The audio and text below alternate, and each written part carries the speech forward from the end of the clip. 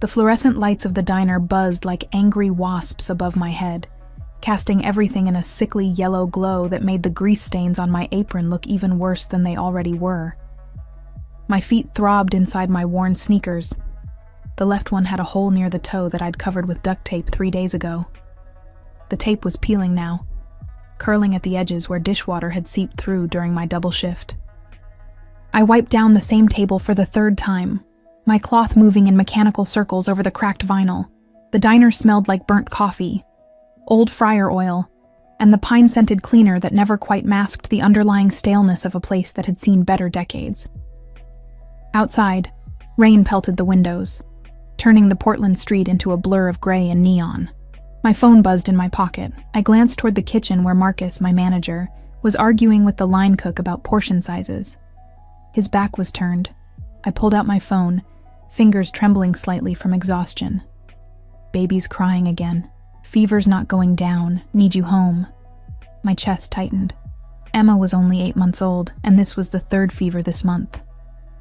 I typed quickly, hands shaking now for a different reason. Can't leave yet. Stuck until closing. I pulled up my location and hit send. Come get me at 11. Please? I can't take the bus with her like this. I shoved the phone back in my pocket and returned to wiping tables, my mind already calculating how much the doctor's visit would cost, how many shifts I'd need to cover it, whether the landlord would accept late rent again. The bell above the door chimed. I didn't look up immediately. The diner was nearly empty at this hour.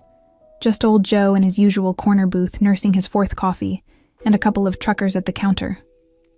Another late-night customer wasn't unusual, though most people had the sense to stay out of the rain.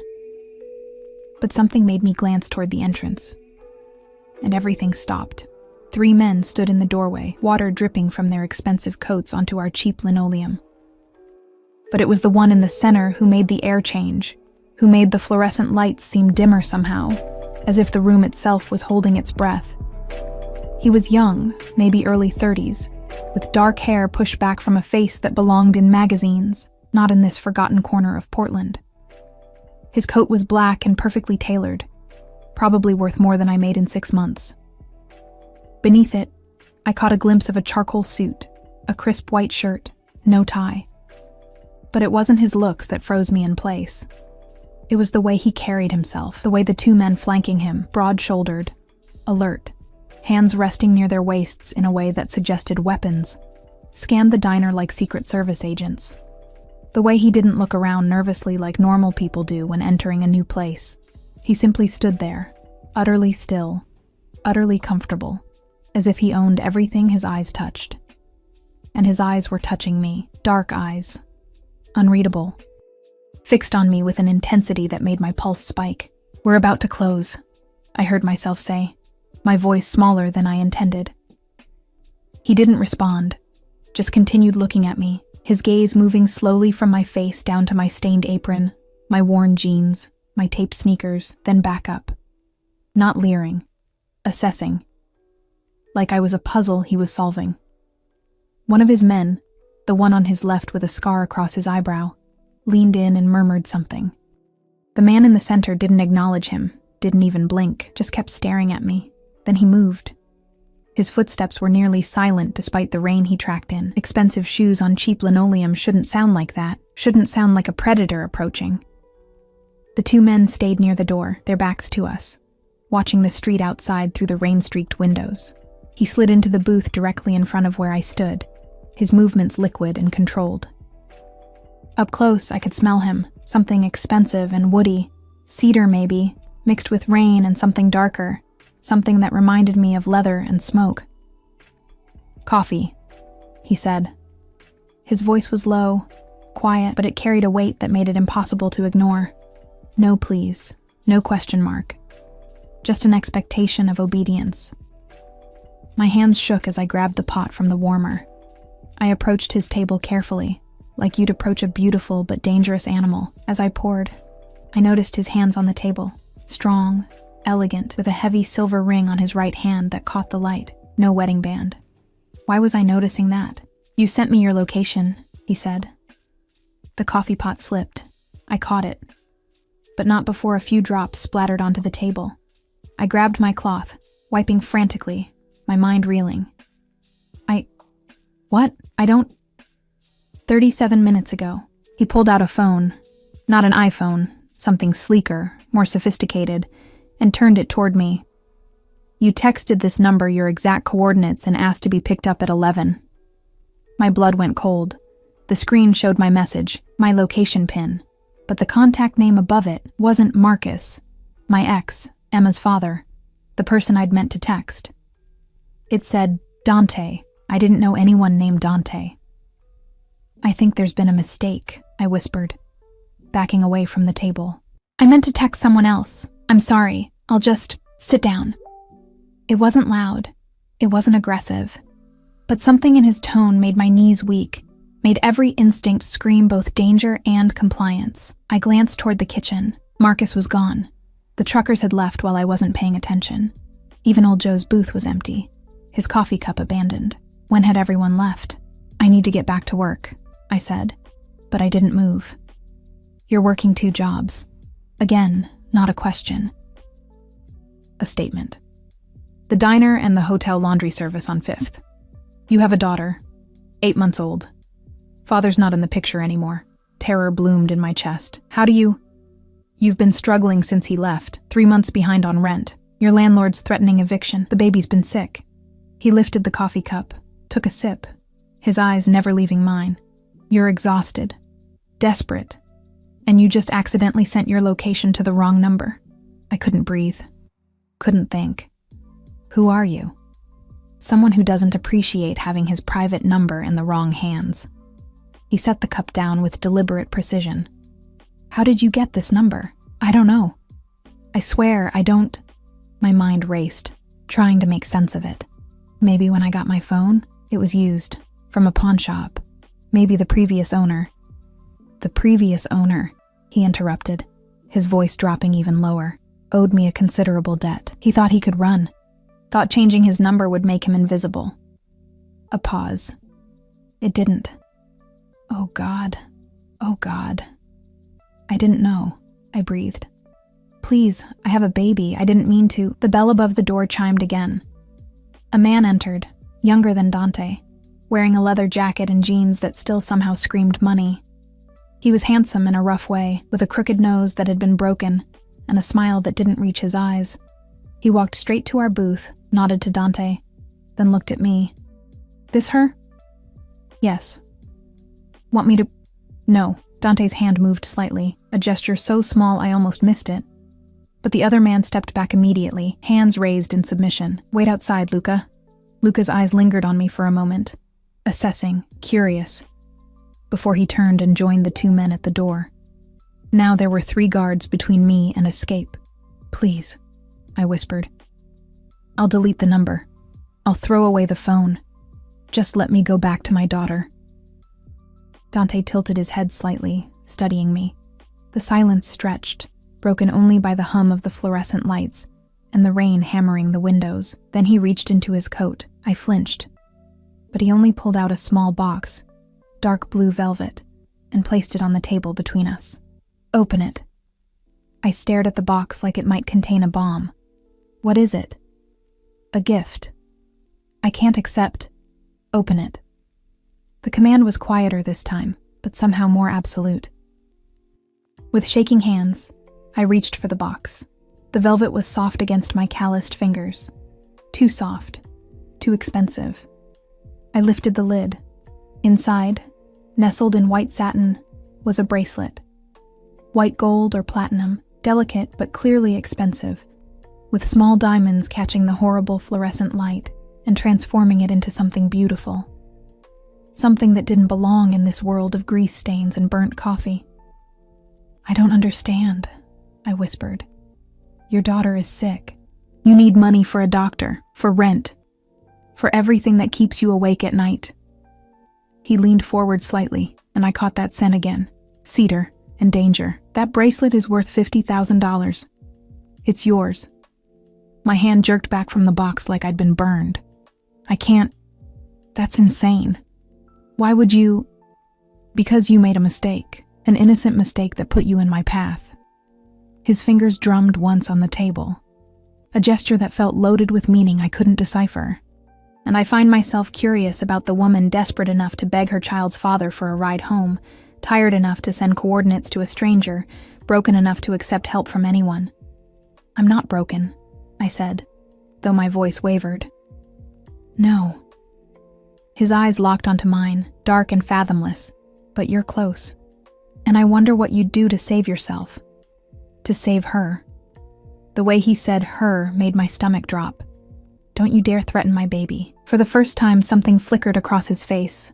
Not quite a smile, but close. "I don't make threats against children. I have..."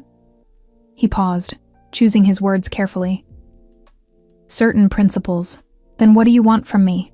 The question hung in the air between us, heavy with implications I was too terrified and too exhausted to fully process. Outside, a car pulled up, black, gleaming even in the rain, with windows too dark to see through. Dante stood in one fluid motion.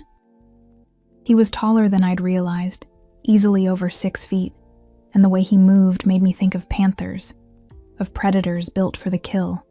"Take the bracelet," he said. "Sell it. Pay your debts. Take care of your daughter." He buttoned his coat with precise movements. "And keep the phone number." "Why?" He looked down at me, and for a moment, just a heartbeat, I thought I saw something human in those dark eyes, something almost lonely. "Because you'll text me again," he said softly. "Maybe not today, maybe not next week, but eventually, you'll need help that no one else can give you. And when that happens..." He reached out, and I froze as his fingers, warm, surprisingly gentle, tilted my chin up. "I'll be waiting." Then he was gone. The 3 men followed him out into the rain, climbing into the black car that I now recognized as a Mercedes, maybe a Bentley, something too expensive for me to even identify properly. It pulled away, taillights bleeding red into the wet darkness. I stood there, alone in the empty diner, staring at the blue velvet box on the table. At the $50,000 bracelet I couldn't possibly accept, at the phone in my pocket with a number I didn't know, connected to a man I couldn't begin to understand. My hands were still shaking when I picked up the box and slipped it into my apron pocket. The weight of it heavy against my hip, heavy like a chain, heavy like a promise, heavy like the beginning of something I wouldn't be able to escape. I didn't sleep that night. Emma's fever finally broke around 3 in the morning, her small body going limp with exhaustion against my chest as I rocked her in the darkness of our studio apartment. The room smelled like baby formula, and the mildew that crept up from the corner near the bathroom, no matter how much bleach I used. Rain continued to hammer against the single window, the streetlight outside casting orange shadows across the peeling wallpaper. The velvet box sat on the kitchen counter, 10 feet away, but I could feel it. Like it was radioactive. Like it was watching me. I'd Googled the name when I got home, my phone's cracked screen making the search results hard to read. Dante Caruso. The images were scarce, a few blurry photos from charity events, always in the background, always surrounded by men in expensive suits. But the articles. God, the articles. Alleged organized crime figure. Under investigation for racketeering, suspected ties to East Coast families. 3 rivals found dead in the Willamette River last year. I'd thrown up in the bathroom sink after reading that last one, careful not to wake Emma. Now, in the pre-dawn darkness, I studied my daughter's face. She had Marcus's nose, my eyes. She deserved so much better than this. Better than a mother who was one emergency away from homelessness. Better than a father who disappeared the moment the pregnancy test came back positive. Better than a life that started in a moldy studio apartment in the worst part of Portland. The bracelet could change everything. $50,000. I could pay off the rent, take Emma to a real pediatrician instead of the free clinic, maybe even afford a better apartment. Somewhere with heat that actually worked, where the neighbors didn't scream at each other at 2 in the morning, where I wouldn't have to choose between electricity and groceries. But it came from a man who had people killed. A man who knew where I lived, where I worked, everything about me. A man whose eyes had looked at me like I was already his. The pawn shop on Morrison Street opened at 9.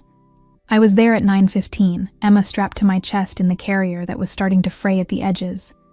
The shop smelled like dust and desperation, every surface crammed with the discarded pieces of other people's lives. The man behind the counter was in his 60s, with thick glasses and suspicious eyes.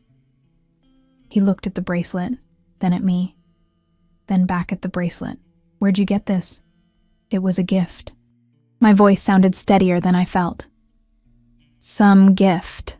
He pulled out a jeweler's loop, examining the diamonds with an expression that grew more incredulous by the second. "This is real. High quality.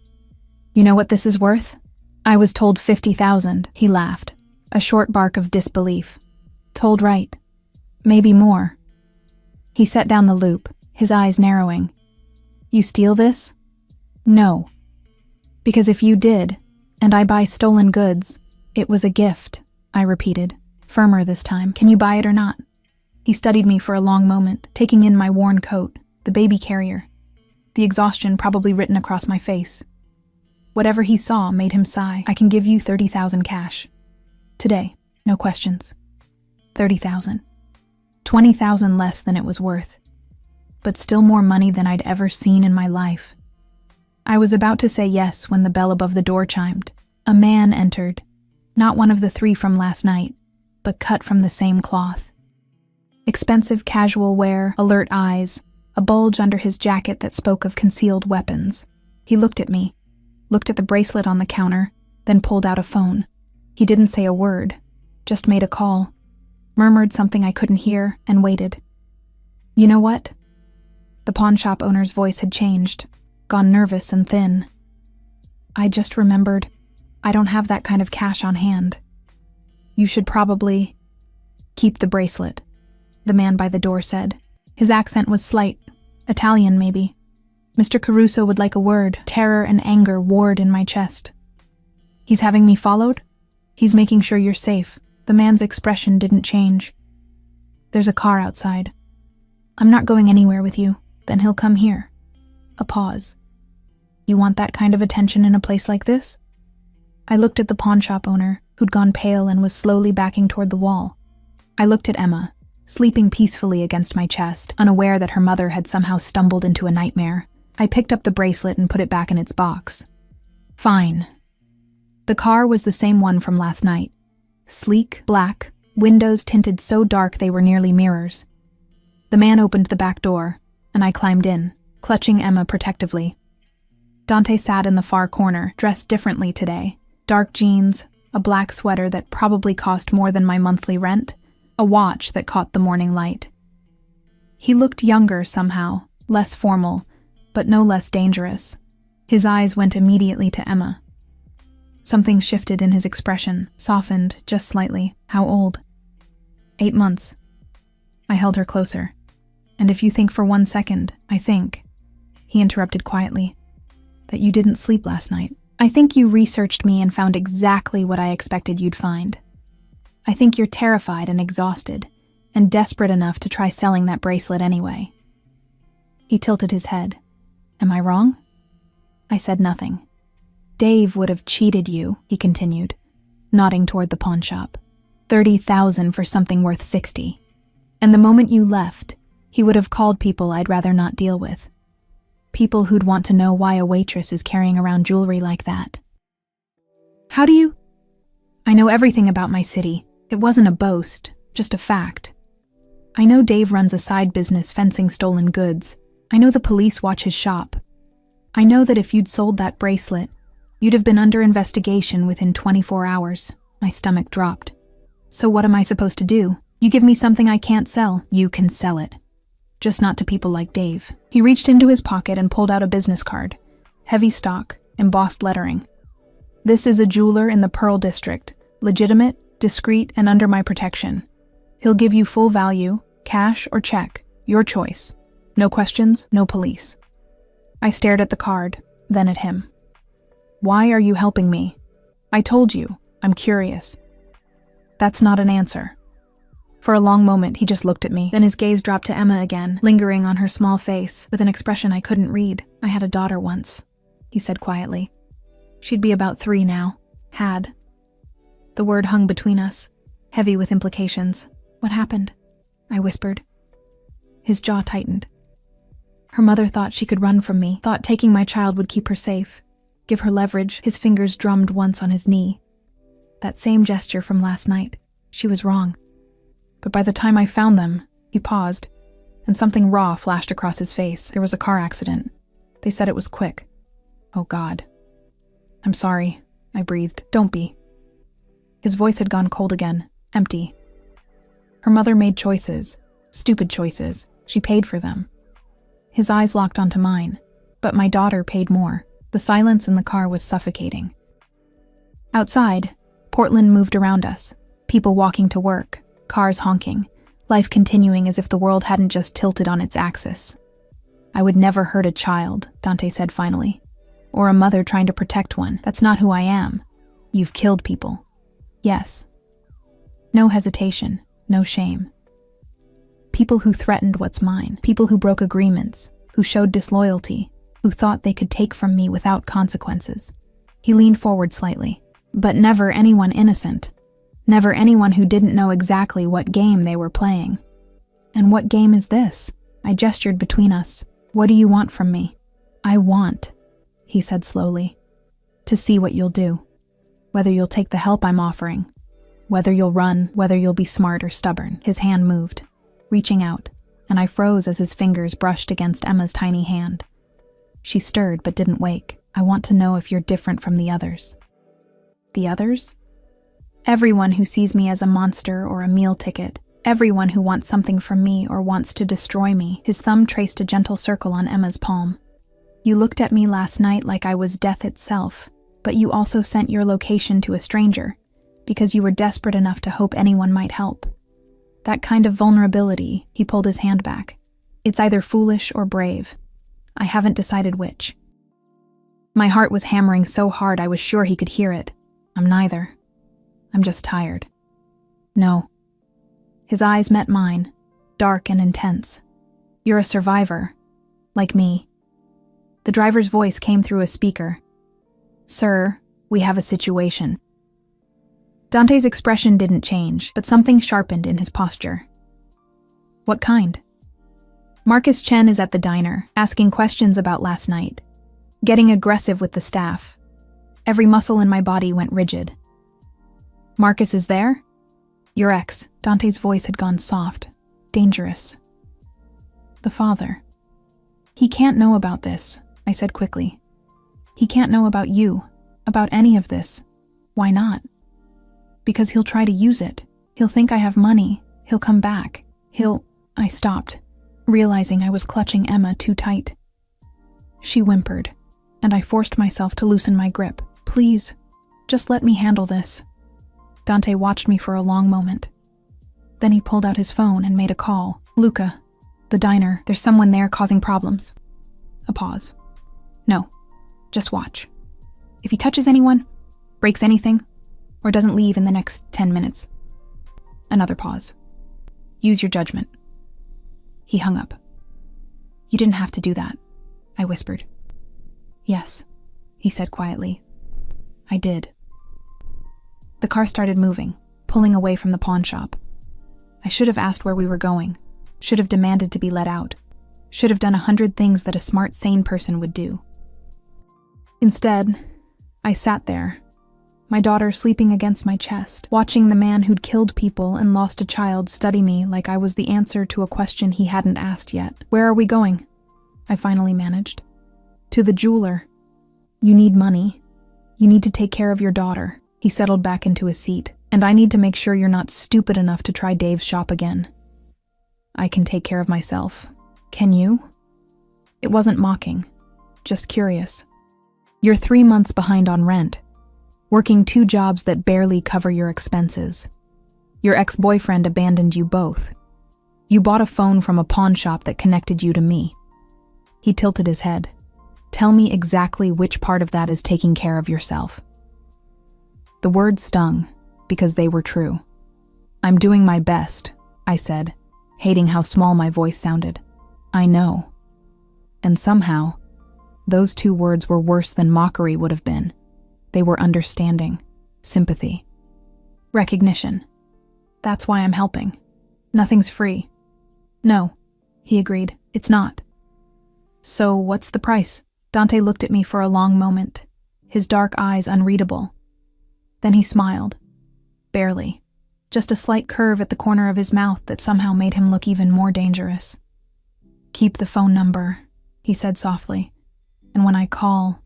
He leaned forward, closing the distance between us until I could smell cedar and danger. "You answer." It wasn't a request. It was a claim. The jeweler's shop was tucked into a corner of the Pearl District that smelled like money, the kind of neighborhood where even the coffee shops had marble counters and the people walking past wore watches worth more than cars. I felt grotesquely out of place in my worn jeans and faded coat, Emma strapped to my chest like a neon sign advertising poverty. Dante's hand settled on the small of my back as we entered, the touch light, but possessive. The jeweler, a thin man in his 50s with perfect silver hair, looked up from behind a glass case filled with diamonds and emeralds. His eyes widened slightly when he saw Dante, and he was around the counter in seconds. "Mr. Caruso, I wasn't expecting..." "This is Stella," Dante interrupted smoothly, his hand still on my back. "She has something to sell. You'll give her fair market value, cash, and ensure complete discretion." The jeweler's gaze shifted to me, reassessing. "Of course." "May I see the piece?" My hands shook as I pulled out the velvet box. The jeweler took it with practiced care, opening it under one of those bright examination lights. His expression shifted immediately, surprise, then calculation, then something like reverence. "This is exceptional work," he murmured, pulling out his loupe. "The diamonds are flawless, VVS 1 clarity, D color grade. The setting is platinum, not white gold."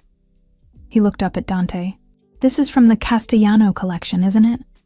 "Yes." Something unspoken passed between them. The jeweler's already pale face went a shade lighter. "I see. Well," he cleared his throat. "Fair market value would be $65,000. I can have that in cash within the hour, or I can wire transfer." "Cash," I said quickly, "please." Dante's hand pressed slightly firmer against my back. "Half cash, half into an account we'll set up. She'll need somewhere secure to keep the money." "I don't need..." I started. "Yes," he said quietly, his breath warm against my ear. "You do. Unless you want to carry $30,000 in cash through Portland with a baby." He was right, and I hated it. The jeweler nodded. "I'll prepare the cash and the paperwork. Please, make yourselves comfortable." He disappeared into a back room, leaving us alone among the glittering cases. I stepped away from Dante's touch, putting space between us, but I could still feel the ghost of his hand like a brand. "The Castellano collection?" I asked. "A gift from someone who owed me a favor." He moved to one of the cases, studying a diamond necklace with absent interest. I had intended it for someone else. But circumstances changed. "Your daughter's mother." His jaw tightened. "No, she never got to wear it." The weight of that statement settled over us. I looked down at Emma, her small fingers curled against my chest, her breath soft and even. I tried to imagine losing her, and the thought was so visceral, so devastating, that I had to close my eyes. "I'm sorry," I whispered again. "Stop apologizing." His voice was sharp. "It makes you seem weak." "Maybe I am weak." "No." He turned to face me fully, and the intensity in his dark eyes made my breath catch. "Weak women don't work 2 jobs to support a child alone. Weak women don't stand up to men like me. Weak women don't survive what you've survived." He stepped closer, and I pressed back against the display case. "You're terrified of me, but you're here anyway. That's not weakness, Stella. That's strength you haven't learned to recognize yet." The way he said my name, like he was tasting it, claiming it, sent a shiver down my spine. "Why do you care?" The question came out barely above a breath. "You don't know me. I know enough." His hand came up and I flinched, but he only tucked a strand of hair behind my ear with surprising gentleness. "I know you smell like vanilla and exhaustion. I know you bite your bottom lip when you're anxious. I know you put your daughter's needs above everything, including your own safety." His thumb brushed my cheekbone. "I know that when you looked at me last night you saw a monster, but you're looking at me differently now." "I'm not..." "You are." His voice dropped lower, intimate. "You're wondering what I want, what I'm really after. Whether I'm as dangerous as the articles say or if there's something else beneath it. My heart was racing. And is there? That, he said softly, depends entirely on you. The jeweler returned before I could process what that meant, carrying a sleek black briefcase and a tablet. The cash is ready. I've also prepared account information with a private bank. Very discreet, completely secure.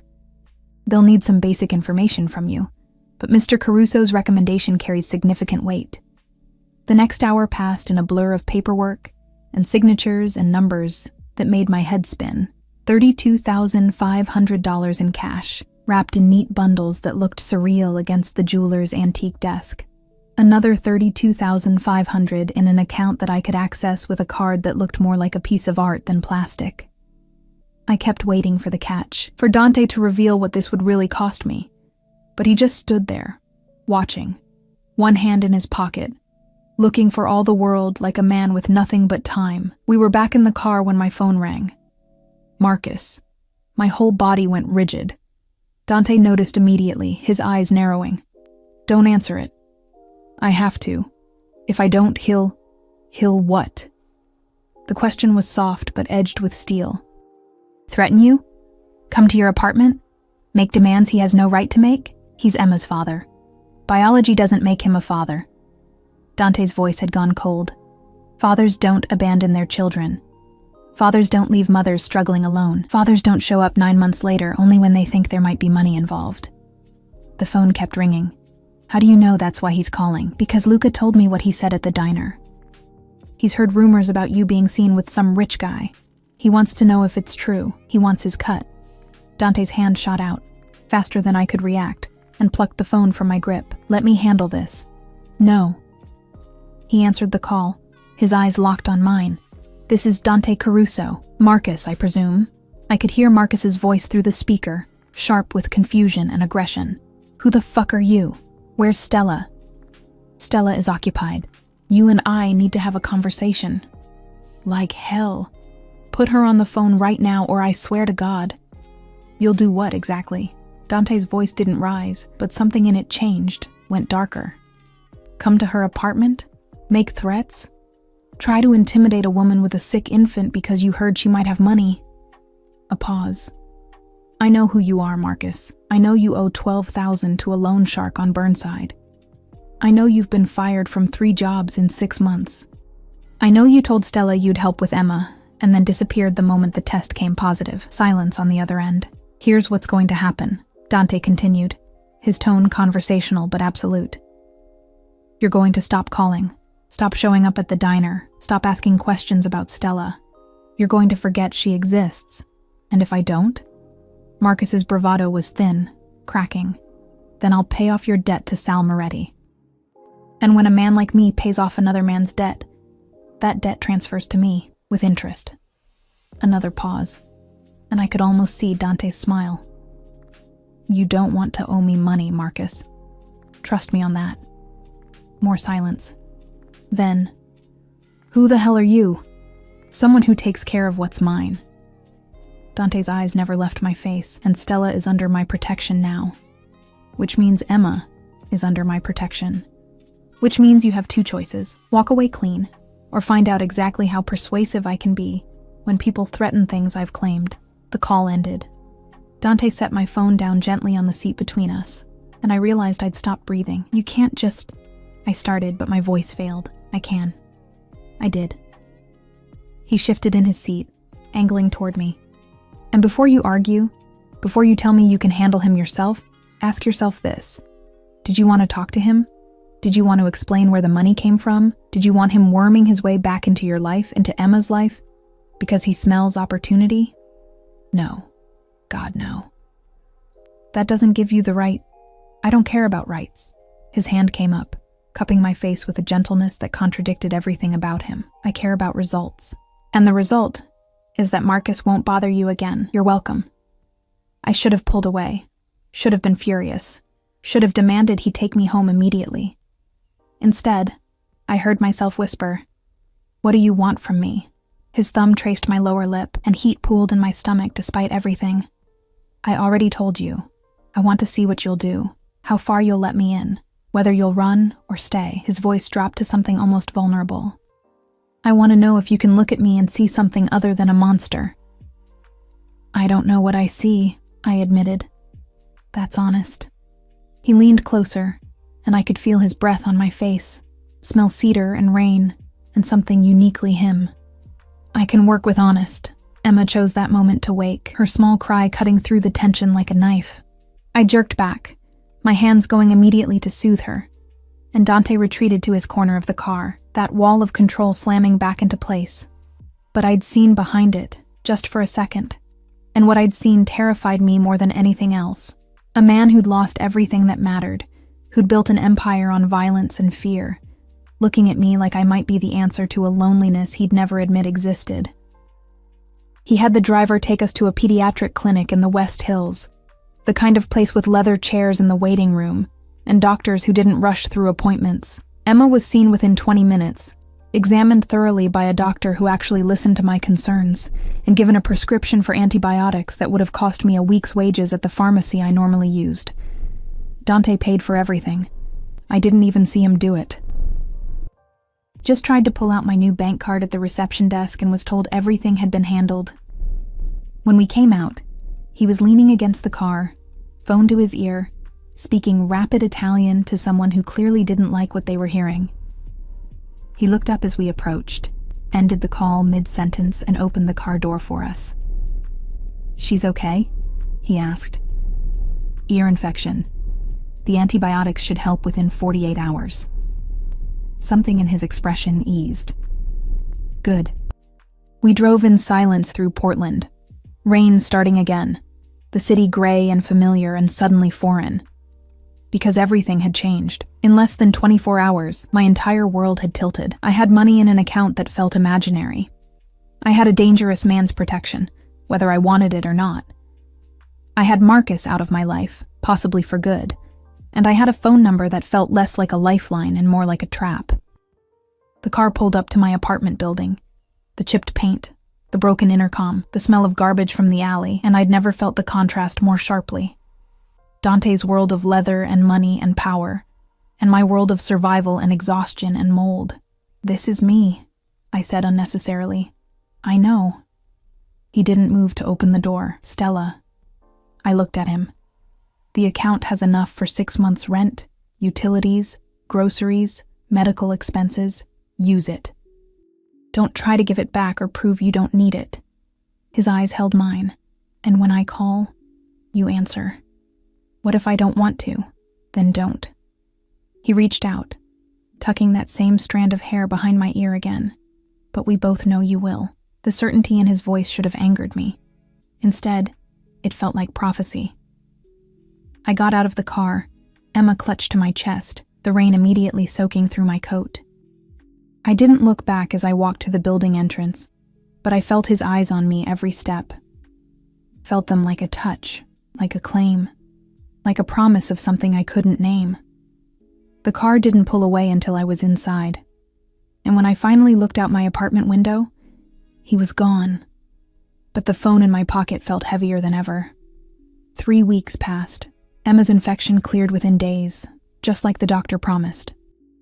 I paid my rent in full for the first time in months, watching my landlord's suspicious expression shift to grudging respect when I handed him cash. I bought groceries without calculating every item, replaced Emma's worn crib sheets with new ones that didn't have stains, finally got my phone screen fixed. The money felt real and unreal at the same time, like it might vanish if I acknowledged it too loudly. Dante didn't call. I told myself I was relieved, told myself that maybe he'd lost interest, moved on to whatever dangerous men like him did with their time, told myself the knot of disappointment in my stomach was just anxiety, just leftover adrenaline, just anything other than what it actually was. I was lying to myself, because I checked my phone constantly, because I startled every time a black car drove past the diner, because at night, when Emma finally slept, and the apartment was quiet, I found myself staring at that contact, Dante, and wondering what would happen if I texted first. I never did. Pride, maybe, or fear, or the certainty that reaching out would be crossing a line I couldn't uncross. But on a Thursday night, everything changed. I was closing the diner alone. Marcus had stopped showing up, just like Dante promised, and I'd picked up extra shifts to avoid thinking too much. The rain had finally stopped, leaving Portland smelling like wet pavement and distant ocean. I was counting the register when the bell above the door chimed. 2 men entered. Not Dante's men. I knew that immediately. These men were wrong. Cheap suits trying to look expensive.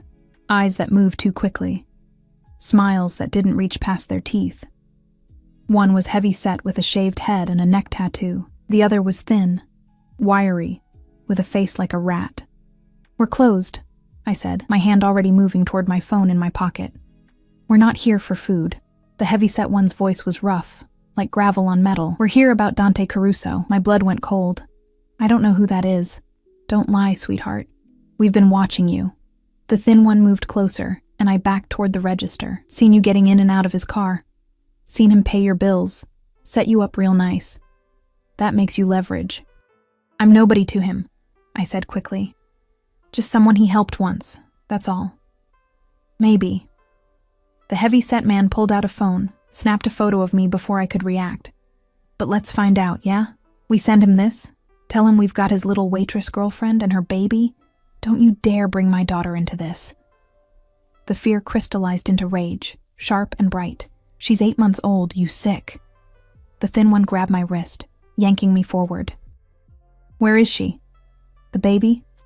At home? Give us the address." "Go to hell." He twisted my arm and pain shot up to my shoulder. I cried out, tried to pull away, but his grip was iron. "The address," he repeated, "or we'll make this much worse for you." The heavy-set man's phone rang. He answered, listened, and his expression shifted from confident to uncertain. "Yeah, boss. We got her. At the diner, like you said." A pause. "No, Caruso ain't here. Just the girl." Another pause, but longer this time. "Yes, sir. Understood." He hung up, and something in his eyes had changed, gone calculating. "Change of plans," he said to his partner. "Bring her." "What? No!" I tried to scream, but the thin one's hand clamped over my mouth, his other arm wrapping around my waist. I kicked, fought, but he was stronger, and the heavy-set man was already moving to the door, checking the street. This was it. This was how I died. And Emma, God, Emma would wake up alone, would cry for me, would... The door exploded inward, not opened, exploded. The heavy-set man went flying, crashing into a table that splintered under his weight, and then Dante was there, moving like violence given form, his fist connecting with the thin man's jaw with a crack that echoed through the diner. The thin man dropped me, stumbling back, but Dante was already on him. I'd never seen anyone move like that, precise, brutal, efficient. A knee to the stomach, an elbow to the face. The thin man went down hard, blood streaming from his nose. Luca and 2 other men flooded in behind Dante, weapons drawn. They hauled the heavy-set man to his feet, and I could see now he was missing teeth, his face already swelling. "Salvatore sent you." Dante's voice was calm, almost conversational, as he stood over the thin man. "Didn't he?" The thin man spat blood. "Fuck you." Dante's foot came down on the man's hand. The scream was immediate, high and broken. "Let's try again. Salvatore Moretti sent you to grab Stella, to use her as leverage against me. Yes or no?" "Yes, yes, Christ, he sent us. Said you'd pay anything to get her back, said..." The thin man broke off as Dante's foot pressed harder. "What else did he say? That you've gone soft. That you care about her, about the baby. That it makes you weak." Something flickered across Dante's face, too quick to read. Then he looked at Luca. "Take them to the warehouse. I'll deal with them later." His eyes shifted to me, and the coldness there made me shiver. All of them. The men were dragged out, still bleeding, still pleading. I stood frozen, my wrist throbbing where I'd been grabbed, my whole body shaking with adrenaline crash. Dante approached slowly, carefully, like I might bolt. "Did they hurt you?" I shook my head, then nodded, then couldn't seem to form words. He took my hand gently, examining the red marks already forming into bruises around my wrist. His jaw tightened. "I'm going to kill them," he said quietly. "All of them. starting with Salvatore. No. The word came out strangled. You can't. Emma, if something happens to you because of me, nothing will happen to me. He pulled out his phone, made a call. Angelo, I need a team at Stella's apartment. Now. Full security detail. No one in or out without my authorization. He hung up, then looked at me. Where is she? With my neighbor, Mrs. Chen. She watches her when I work nights. Another call. Find apartment 2B. Building manager will have records. Mrs. Chen is watching a baby. Bring them both to the safe house, carefully. He ended the call and turned back to me. Pack a bag. You're coming with me. What? No, I can't just... You can and you will. His hands came up to cut my face, and the gentleness after such violence was jarring. They know about you. About Emma. They'll try again, or someone else will, because I made a mistake. What mistake? I let people see me with you. I let them think you matter. His thumb brushed my cheekbone, and his voice dropped. And you do. That makes you a target. The admission hung between us, weighted with everything we hadn't said. I didn't ask for this, I whispered. I know. He leaned forward, pressing his forehead to mine. But it's too late now. You're in my world whether you want to be or not. And I protect what's mine. I'm not yours. Aren't you? His breath was warm against my lips.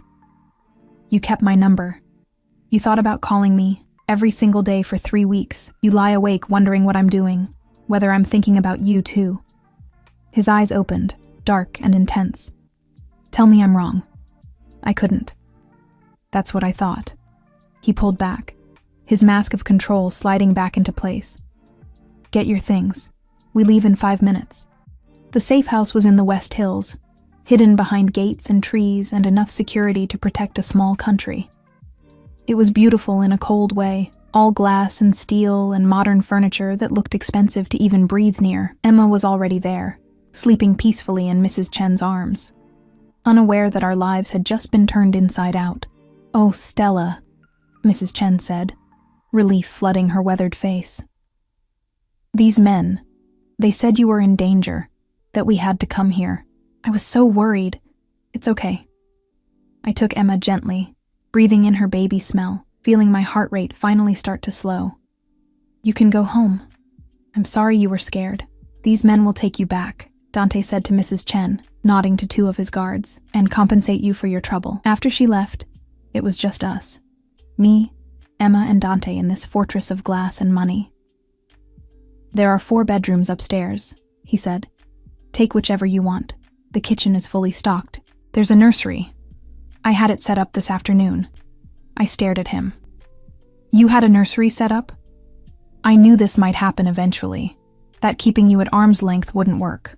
He moved to the bar, poured himself something amber from a crystal decanter. Salvatore has been looking for weaknesses since I took over the Eastern Territories. I should have anticipated he'd come after you. Why does he think I'm a weakness? Dante took a long drink, his back to me. Because I've never protected anyone the way I'm protecting you. Never moved assets, never called in favors, never made myself vulnerable. He turned, and the look in his eyes stole my breath. Not since Isabella, his daughter. I'm not her, I said softly. No, you're not. He set down his glass and crossed to where I stood, Emma sleeping between us like a bridge and a barrier. Isabella was innocent, pure. She died because of her mother's choices, because of my enemies, because being connected to me was a death sentence. His hand came up, fingers tangling in my hair. You're different. You're already broken and surviving anyway. You're not innocent, not pure, not untouched by the world's cruelty. And somehow that makes you more precious. I don't understand you. I don't understand myself anymore. His voice was raw, honest in a way that terrified me. I told myself I'd help you and walk away, that you were just a curiosity, a distraction. But then I saw you at the jeweler's, holding your daughter, and I wanted... He stopped, jaw clenching. I wanted what I can't have, what I don't deserve. What do you want? His eyes locked onto mine, and the hunger there was almost physical. Everything. Your trust. Your time. Your presence in my life. His thumb traced my lower lip. Your body, your thoughts, your submission to this thing between us that we're both too stubborn to name. I can't give you that. But my voice wavered. Why not? Because you're dangerous. Because people want to hurt me to get to you. Because my daughter needs a stable life, not... I gestured helplessly at the opulent room, at him, at everything. Whatever this is. This, he said softly, is the safest place in Portland. Safer than your apartment with the broken locks and drug dealers in the alley. Safer than the diner where men can grab you. Safer than anywhere you could run. His forehead touched mine again. I'm not asking you to love me, Stella. I'm not even asking you to trust me. I'm asking you to let me keep you safe. You and Emma both. And what do you get out of it? The knowledge that you're here, that when I close my eyes I can picture you in this house, in my space, carrying my protection like armor. His hand slid to the back of my neck, possessive. The fantasy that maybe, eventually, you'll stop looking at me like I'm a monster and start seeing the man who would burn this city down to keep you safe. I should have said no. Should have grabbed Emma and run as far as my legs could carry me, but I was tired. So tired of struggling alone, of being afraid, of pretending I didn't feel the pull between us that defied logic and sanity. 1 week, I heard myself say. Let me stay 1 week until it's safe. Then we figure out what happens next. His smile was slow, dangerous, victorious. 1 week.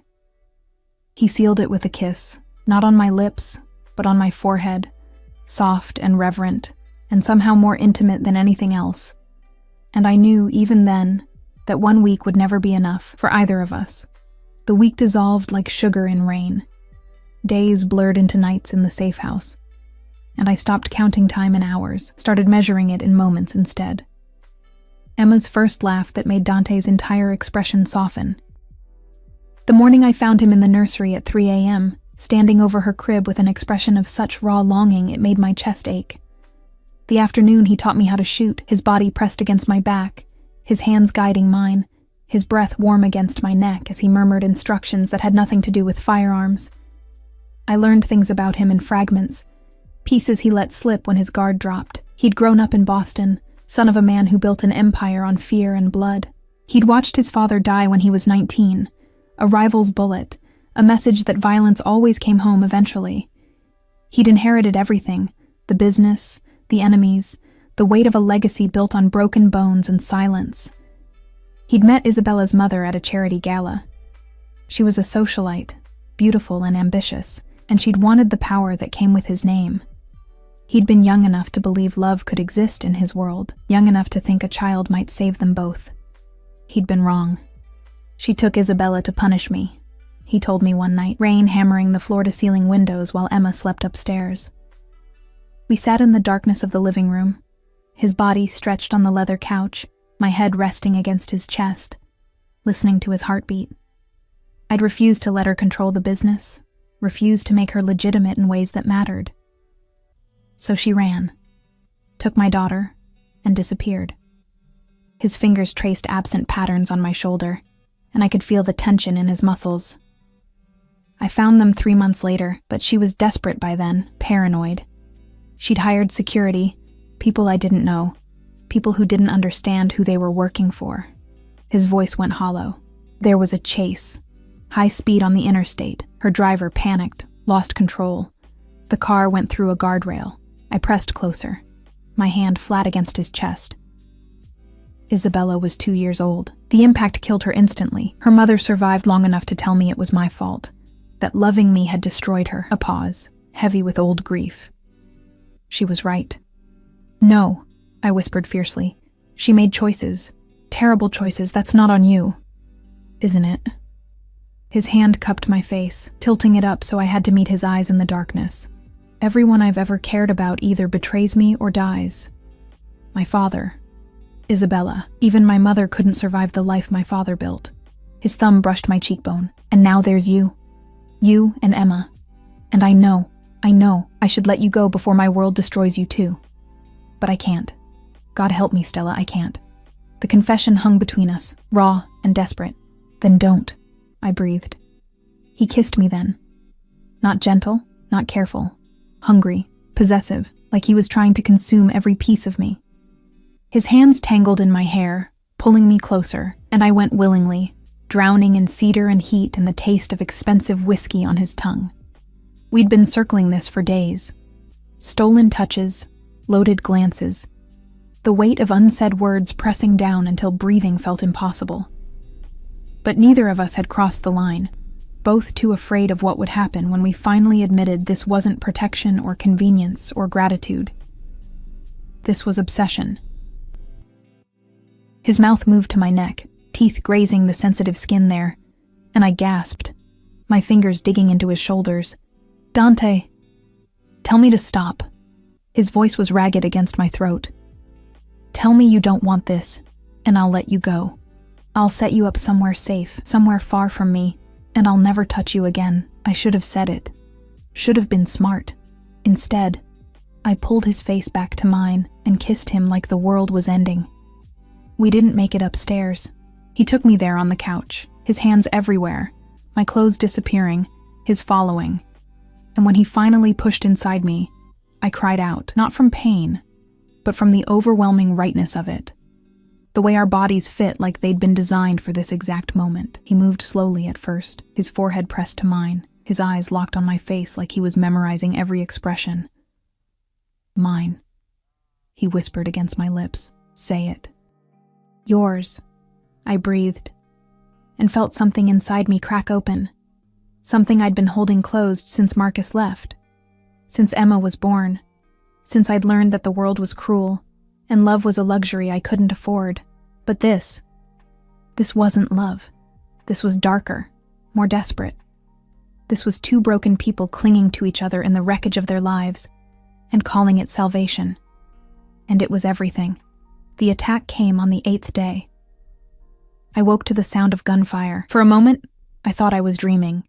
The sharp cracks echoing through the house couldn't be real, couldn't be happening. But then Dante was there, dressed in black, a gun in his hand, his face hard with controlled violence. "Stay down," he ordered, already moving toward the door. "Don't leave this room. Don't open the door for anyone but me." "What's happening?" "Salvatore." His jaw clenched. "He's making his move." More gunfire. Closer now. Shouting. The sound of glass shattering somewhere downstairs. "Emma." Panic clawed up my throat. "She's in the safe room with 2 guards. She's protected." He crossed back to me, cupped my face with one hand while the other still held the gun. "I will come back to you. I promise. But if I don't, if something happens, there's a car in the garage, keys in the ignition. Drive to the address programmed in the GPS. Ask for Angelo. He'll take care of you." "Don't you dare," I choked out. "Don't you dare make promises and then die on me." Something fierce flashed in his eyes. He kissed me hard, fast, tasting like coffee and determination. "I don't break my promises." Then he was gone. The next 20 minutes were the longest of my life. I pressed myself into the corner of the bedroom, a lamp clutched in my shaking hands like a weapon, listening to the sounds of battle rage through the house. More gunfire, shouting, an explosion that rattled the windows, silence that was somehow worse than the noise. Then footsteps on the stairs. I raised the lamp, ready to fight, ready to die if it meant buying Emma more time. The door opened. Dante stood there, blood on his shirt. Not his, I realized with dizzy relief, his gun still in hand. Behind him, Luca and 3 other guards, all armed, all alive. "It's over," Dante said quietly. I dropped the lamp and ran to him, my hands pattering over his chest, his face checking for injuries. "Are you hurt? Did they—" "I'm fine." His arms came around me, crushing me against him despite the blood, despite everything. "You're safe. Emma's safe. That's all that matters." "Salvatore? Dead." No emotion in his voice, just fact. "He came himself.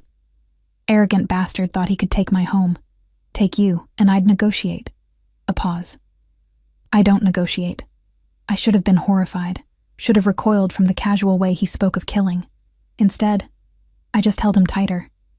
The cleanup took hours, bodies removed, blood scrubbed from marble floors, broken glass replaced, Dante made calls in rapid Italian, his voice sharp with authority, restructuring his organization now that Salvatore's faction was eliminated. I sat in the nursery with Emma, rocking her while she slept, trying to process the fact that men had died tonight because of me. Because Dante had claimed me. He found me there near dawn, the sky outside just starting to lighten. He looked exhausted, older somehow, the weight of leadership heavy on his shoulders. "We need to talk," he said quietly. My stomach dropped. "Okay." He sat on the floor beside the rocking chair, his back against the wall, and for a moment, he just looked at Emma, sleeping peacefully in my arms. "This won't be the last time," he said finally. "Someone will always see you as a weakness, as leverage, as a way to hurt me." His eyes met mine. "I can protect you. I have the resources, the power, the willingness to do whatever it takes. But it means staying in this world, accepting what I am, what I do, never being fully free of the violence that follows me. And if I can't accept that," pain flickered across his face, "then I'll let you go. Set you up somewhere far from here, somewhere my enemies can't find you. You'll have money, security, everything you need to give Emma a good life." He swallowed hard. "But I won't be part of it." The choice he was offering was clear: safety with him, or safety from him. I looked down at my daughter, at her perfect small face, and thought about the life I wanted for her. Stability, peace, a mother who wasn't constantly afraid. Then I looked at Dante, at the man who'd killed to protect us, who carried his dead daughter's memory like an open wound, who'd looked at me in a greasy diner and decided I was worth saving. "I'm tired of running," I said softly. "Tired of struggling alone. Tired of pretending I don't feel this." I gestured between us. "Whatever this is." "Obsession," he supplied quietly. "Possession. A need that defies logic." "Yes." I took a shaky breath. "All of that. And I know it's not healthy, not normal, not what I should want, but I do want it. I want you. Even knowing what it means." He stood slowly, crossed to where I sat, and dropped to his knees in front of the rocking chair. His hands covered mine where they cradled Emma. "I will protect you both with everything I have," he said, his voice low and intense. "I will give Emma everything she needs. Education, security, a future free from the sins of my past. I will never let anyone hurt you again. And I will try, God, Stella, I will try, to be worthy of this choice you're making. I'm not asking for worthy." I freed one hand to cup his face, feeling the stubble rough against my palm. "I'm asking for honest, for present, for yours. You have all of that." He turned his face to press a kiss to my palm.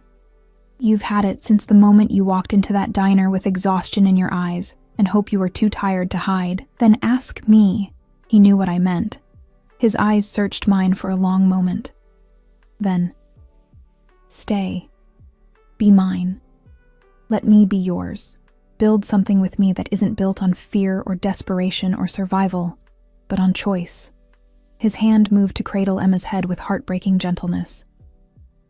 "Let me be a father to her, not to replace what she's lost, but to give her what she deserves." The tears came then, hot and unexpected. "Yes." The word was simple. The implications were not. But as Dante rose and kissed me, gentle this time, reverent, like I was something precious instead of broken, I felt something shift. Some weight I'd been carrying since Marcus left, since I'd found myself alone and pregnant and terrified, finally lifted. I wasn't alone anymore, and maybe that was worth the danger. Worth the violence that would always lurk at the edges of Dante's world. Worth the risk of loving a man who dealt in death and power and dark things I'd never fully understand, because he'd looked at me when I was invisible and seen someone worth protecting, and I'd looked at him when he was a monster and seen someone worth saving. 6 months later, I stood in the nursery of our new home, not the safe house, but a sprawling estate in the hills with gardens and security and enough space for Emma to run when she was older. Dante had insisted on buying it, had spent weeks obsessing over details, the best school district, proximity to hospitals, enough land to ensure privacy. Emma was walking now, stumbling around in that drunk toddler way that made my heart swell. She adored Dante, reached for him the moment he came home each evening, called him Dada, even though I gently tried to explain he wasn't. "Let her call me whatever she wants," he'd said, his voice rough with emotion. "I'm the one who'll be there. That makes me her father." Now, watching him on the floor building blocks with her, making exaggerated sounds that sent her into peals of laughter, I couldn't remember why I'd ever been afraid. He looked up, caught me watching, and smiled, that rare, genuine smile he reserved for moments like this. "Join us?" I lowered myself to the floor, Emma immediately crawling into my lap. Dante's hand found mine, fingers lacing together, his ring heavy on my left hand, where he'd placed it 3 months ago in a private ceremony that consisted of us, a judge, and Luca as witness. "Happy?" he asked quietly. I thought about the woman I'd been, desperate, exhausted, invisible. I thought about the text message sent to the wrong number that had changed everything. I thought about the journey from that fluorescent-lit diner to this moment, all the violence and fear and impossible choices that had brought me here. "Yes," I said, and meant it completely. "I'm happy." Emma babbled something incomprehensible and knocked over the tower of locks. Dante laughed, a real laugh, unguarded and warm, and started building again. And in that moment, surrounded by the wreckage of our old lives and the foundation of something new, I finally understood what Dante had meant all those months ago. He hadn't saved me. We'd saved each other, and that made all the difference.